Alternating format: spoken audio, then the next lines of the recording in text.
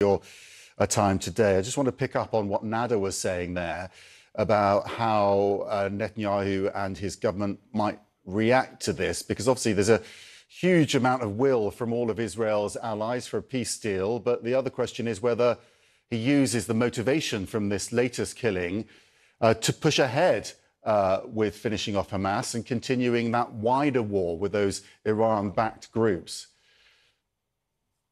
So first of all, we have to say that the world is better today, and even Gaza is better today. Sinwar was an architect of death, and the fact that he was killed by a private in the Israeli army, almost by coincidence, is something which is quite symbolic.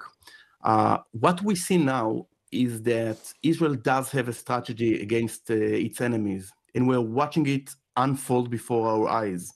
And it's going from one dictator to the other, eliminating the threat. It began with Hamas, then it moved to Hezbollah in Lebanon, and next might be Iran.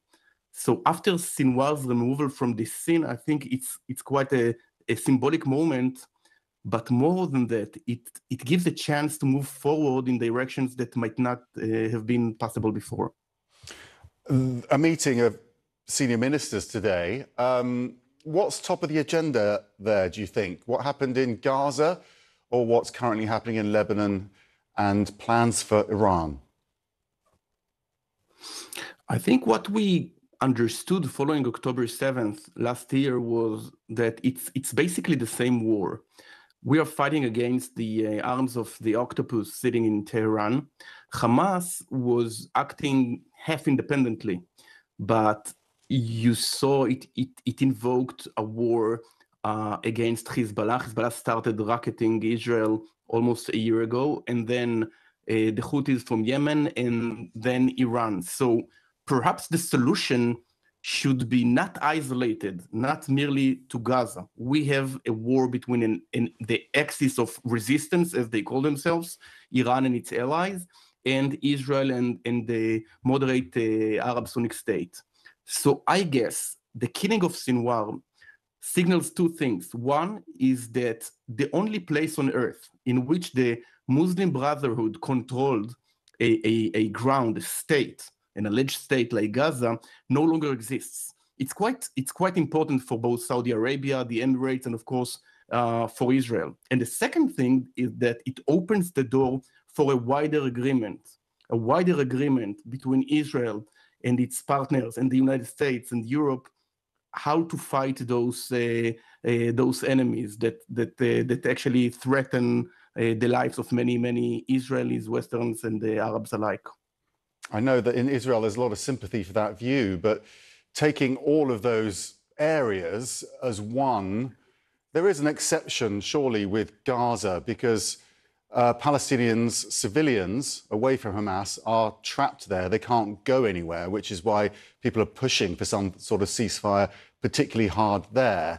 They can move out of the danger zone in Lebanon and potentially in Iran as well, and you could argue that in Yemen as well. But Gaza is an exceptional case because it's surrounded and no one can get out. So they need extra support, at least in terms of aid or some way of getting to safety. So perhaps it wasn't a good idea to initiate a war against Israel and kill and massacre and rape more than 1,200 Israelis. I think that could have been something else. And I think the solution might be combining the moderate Muslim Arab states. But now Israel has to win the war.